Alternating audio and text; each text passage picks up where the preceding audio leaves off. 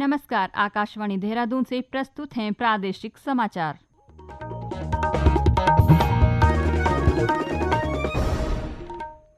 पहले मुख्य समाचार।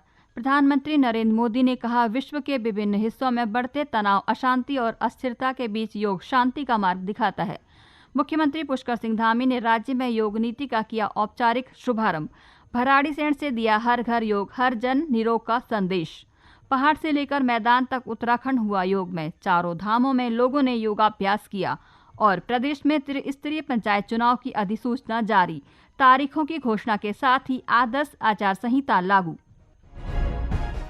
प्रादेशिक समाचार के साथ मैं नीता कांडपाल और अब समाचार विस्तार से। प्रधानमंत्री नरेंद्र मोदी ने कहा कि विश्व के विभिन्न भागों में तनाव, अशांति और अस्थिरता की स्थिति है। ऐसे में योग शांति का मार्ग दिखाता है।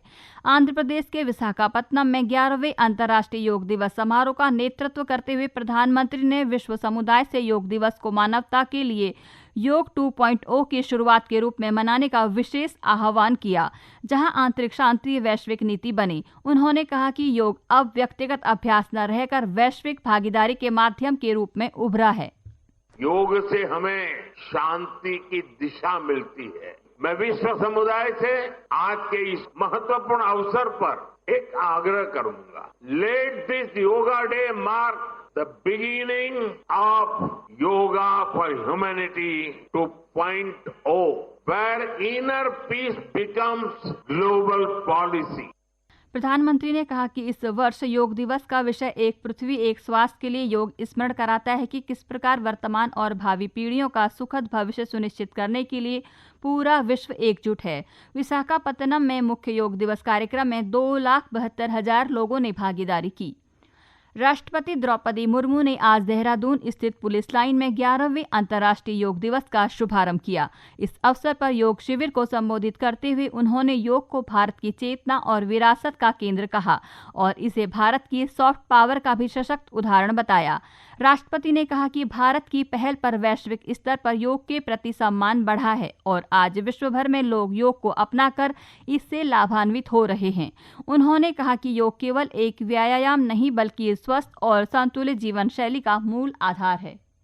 योग पूरी मानवता की साझा धरोहर बन चुका है। ये भारत की सॉफ्ट पावर का एक अत्यंत महत्वपूर्ण उदाहरण है। भारत की पहल पर योग के प्रति विश्व समुदाय का सम्मान बढ़ा है और दुनिया भर के लोग इससे लाभान्वित हो रही है। इस अवसर पर राज्यपाल लेफ्टिनेंट जनरल गुरमीत सिंह ने कहा कि उत्तराखंड जैसी आध्यात्मिक और प्राकृतिक भूमि पर योग का अभ्यास विशेष महत्व रखता है। उन्होंने युवाओं से आह्वान किया कि वे योग को अपने दैनिक जीवन का हिस्सा बनाएं और स्वस्थ भारत के निर्माण में योगदान दें। मुख्यमंत्री पुष्कर सिंह धामी ने आज चमोली जिले के गैरसैंण के भराड़ीसैंण विधानसभा परिसर में 11वें अंतर्राष्ट्रीय योग दिवस के अवसर पर आयोजित कार्यक्रम में भाग लिया। मुख्यमंत्री ने इस दौरान योग गुरु पद्मश्री स्वामी भारत भूषण और 8 देशों के प्रतिनिधियों के साथ योग किया। इस अवसर पर श्री धामी ने योग नीति पर आधारित पुस्तिका का विमोचन करते हुए राज्य में योग नीति का औपचारिक शुभारंभ भी किया। उन्होंने कहा कि प्रधानमंत्री की प्रेरणा से राज्य सरकार ने देश की पहली योग नीति 2025 को राज्य में लागू किया है। उन्होंने कहा कि योग नीति उत्तराखंड को योग और वेलनेस की वैश्विक राजधानी के रूप में स्थापित करने के उद्देश्य से तैयार की गई है। आज अंतर्राष्ट्रीय योग दिवस के अवसर पर आदरणीय प्रधानमंत्री जी की प्रेरणा से हमारी सरकार राज्य में देश की पहली योग नीति 2025 का हमने आज यहाँ पर शुभारंभ किया है आप सबके समक्ष। ये योग नीति उत्तराखंड को योग और वेलनेस की वैश्विक राजधानी के रूप में स्थापित करने के उद्देश्य से तैयार की गई है, जिसके अंतर्गत हम प्रदेश में योग और ध्यान केंद्र विकसित करने पर अधिकतम 20 लाख रुपए तक की सब्सिडी प्रदान कर रहे हैं। श्री धामी ने कहा कि 8 मित्र राष्ट्रों के प्रतिनिधियों के साथ किया गया सामूहिक योगा अभ्यास उत्तराखंड को योग और अध्यात्म की वैश्विक राजधानी बनाने की दिशा में महत्वपूर्ण कदम सिद्ध होगा। इस दौरान मुख्यमंत्री ने घोषणा की कि राज्य सरकार शीघ्र ही प्रदेश के गढ़वाल और कुमाऊं मंडलों में एक आध्यात्मिक आर्थिक क्षेत्र की स्थापना करेगी। हमारी सरकार शीघ्र ही प्रदेश में आयुर्वेदिक एवं प्राकृतिक चिकित्सा, योग और आध्यात्मिक पर्यटन को बढ़ावा देने हेतु गढ़वाल और कुमाऊं मंडलों में एक स्पिरिचुअल इकोनॉमिक जोन की स्थापना करेगी। एक प्रकार से कहें तो हम राज्य के पर्वतीय क्षेत्रों में विश्व के 2 नए अनूठे आध्यात्मिक नगर बसाने जा रहे हैं, जो योग, आयुर्वेद और अध्यात्म के केंद्र बनकर वैश्विक मानचित्र पर राज्य की विशेष पहचान को स्थापित करेंगे, जिसमें संपूर्ण विश्व से वेलनेस के क्षेत्र में काम करने वाले बड़े ग्रुप्स, आध्यात्मिक गुरुओं, संस्थानों को यहां आमंत्रित किया जाएगा। मुख्यमंत्री ने एक वृक्ष योग के नाम कार्यक्रम के तहत विधानसभा परिसर में सेब का पौधा भी लगाया। ये समाचार आकाशवाणी के देहरादून केंद्र से प्रसारित किए जा रहे हैं। ताज़ा समाचार के लिए आप हमारे सोशल मीडिया एक्स व Facebook page Akashvani news Uttarakhand को फॉलो कर सकते हैं। साथ ही ये समाचार हमारे YouTube channel Akashvani news Uttarakhand पर भी उपलब्ध हैं।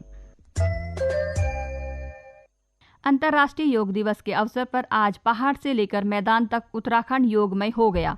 योग दिवस के उत्साह का अंदाज इसी से लगाया जा सकता है कि चारों धामों गंगोत्री, यमुनोत्री, बद्रीनाथ और केदारनाथ में भी लोगों ने योगाभ्यास किया। अल्मोड़ा जिले के विभिन्न स्थानों पर आयोजित योगाभ्यास कार्यक्रम में बड़ी संख्या में लोगों ने योगाभ्यास किया और योग को अपनी नियमित दिनचर्या में शामिल करने का संकल्प लिया। प्रसिद्ध सूर्य मंदिर कटारमल में केंद्रीय वित्त राज्य मंत्री पंकज चौधरी और जागेश्वर धाम में केंद्रीय राज्य मंत्री अजय टम्टा ने भी सामूहिक रूप से योगाभ्यास कार्यक्रम में हिस्सा लिया। पिथौरागढ़ के देव सिंह मैदान में आयोजित योग कार्यक्रम में विभिन्न विभागों के अधिकारी, पुलिसकर्मी, अर्धसैनिक बलों, स्कूली बच्चों और सामाजिक संगठनों के साथ ही बड़ी संख्या में आम नागरिकों ने योगाभ्यास किया। चंपावत जिले के टनकपुर चंपावत, लोहाघाट, बाराकोट और पाटी सहित अन्य स्थानों पर वृहद योगाभ्यास कार्यक्रम आयोजित किए गए। जिला मुख्यालय के गौरलचौड़ मैदान में आयोजित योगाभ्यास कार्यक्रम में स्कूली बच्चों, स्थानीय जनप्रतिनिधियों, विभिन्न विभागों के अधिकारी व कर्मचारी, पुलिस, एसएसबी और आईटीबीपी के जवानों ने भाग लिया। पौड़ी गढ़वाल में शहीद जसवंत सिंह रावत स्टेडियम रांसी मैदान में आयोजित योग अभ्यास कार्यक्रम में छात्र छात्राओं, जनप्रतिनिधियों और अधिकारियों के साथ ही बड़ी संख्या में लोगों ने प्रतिभाग किया।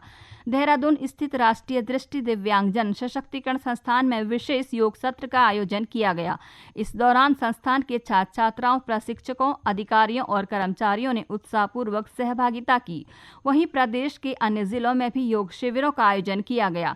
इस अवसर पर योग को जीवन का अभिन्न हिस्सा बताते हुए इसे दैनिक जीवन में सम्मिलित करने पर बल दिया गया।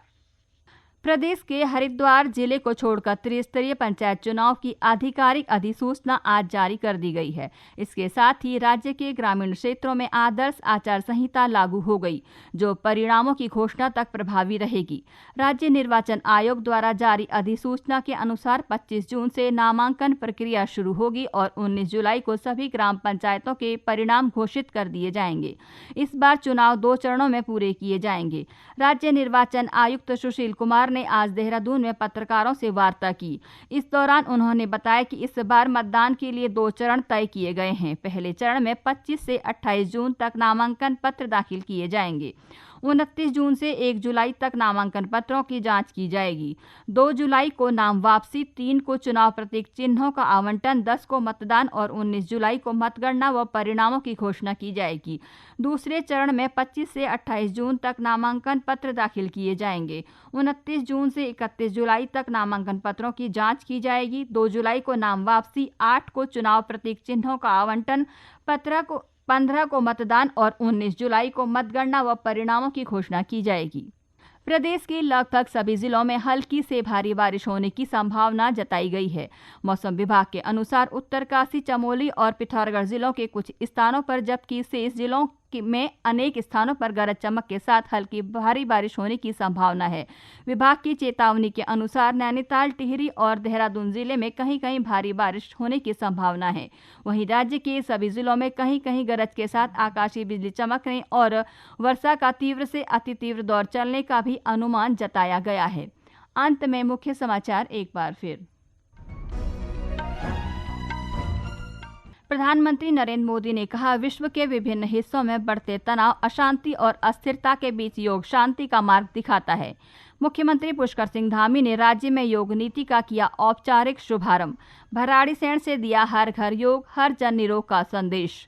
पहाड़ से लेकर मैदान तक उत्तराखंड हुआ योगमय। चारों धामों में लोगों ने योगाभ्यास किया और प्रदेश में त्रिस्तरीय पंचायत चुनाव की अधिसूचना जारी। तारीखों की घोषणा के साथ ही आदर्श आचार संहिता लागू। इसके साथ ही प्रादेशिक समाचार का ये अंक समाप्त हुआ। नमस्कार।